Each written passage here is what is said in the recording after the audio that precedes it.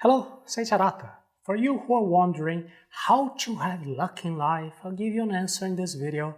It will be a simple one, but first, I'll ask you a question. What are you doing right now for that luck to come into being? Did you know that the greatest basketball player of all time, Michael Jordan, used to wear 2 pairs of shorts in his competitions? That's right, beneath his Chicago Bulls shorts, he would also wear the University of North Carolina's shorts for luck, because he was wearing those shorts when he led his team to victory in 1982. Golf champion Tiger Woods is also superstitious and wears his famous red shirt in his final rounds. Do you find that interesting? From the rational perspective, what is the effect of those lucky charms in our results? In order to answer, today I'm bringing 3 scientific studies on the psychological effect of the belief in luck on our performance.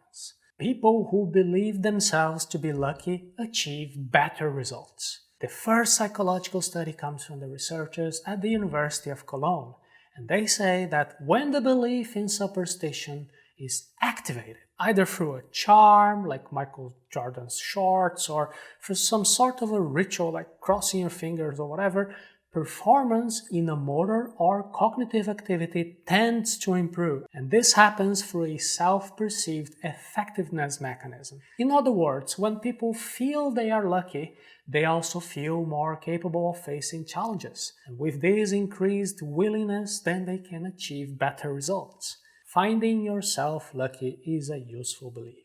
Is it luck a permanent personal attribute, or is it something random and fleeting? Now here comes the second study. If you are to believe in luck, it is better to believe that you are always lucky. In the second study, researchers at the University of California compared 2 kinds of belief: that luck is a permanent attribute and that luck would be an ephemeral attribute. Luck is a permanent attribute when the person believes himself to be always lucky, and an ephemeral attribute when they believe they are lucky only every now and then. It's random. The results showed that people who believe in luck as a permanent attribute also end up increasing their self-determination levels. I mean, they feel like they are the chosen ones, and therefore they are more daring in the activities that they choose to do. Whomever thinks that luck is an unpredictable element, random, fleeting, they end up feeling more fear since luck is beyond their control. If I feel like I have no control over my life, well, I won't do anything about it. And therefore, what is the conclusion? Stop relying on luck and do your homework. When I have knowledge, skills, and confidence, I feel like I can make a difference. Remember the previous video in which we mentioned that there is this international assessment of academic achievement, TEAMS? Well, do you know what the inversely proportional factor to academic success is? It is to believe that results depend on luck. In a study at the University of Pennsylvania, researchers found that students who believe they rely solely on luck to do well in tests are those with the worst performance. Gosh, but isn't it kind of contradictory? Well, wait a little bit. Michael Jordan wears his lucky shorts, but he also trains, and he trains a lot. He did his homework. He does not depend on luck because he has developed himself. If you want to believe that you are a naturally lucky person, if that inspires you, or if you think you have some talisman that gives you luck and that gives you also confidence, that's great.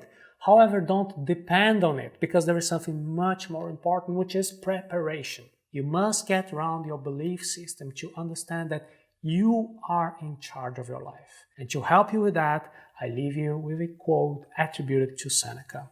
And here it goes. Luck is what happens when preparation meets opportunity. Once again, luck is what happens when preparation meets opportunity.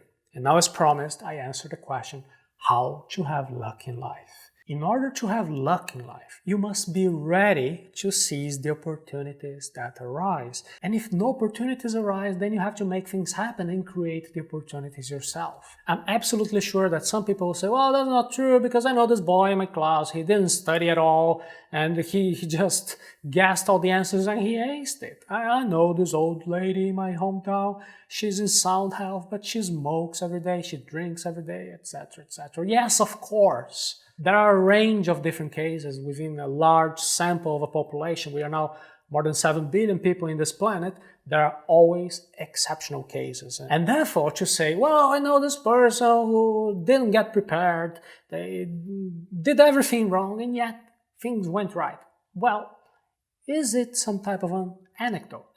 And does an anecdote, which is cherry-picked, represent some general rule, a universal principle, a logical conclusion, or is it just some exception?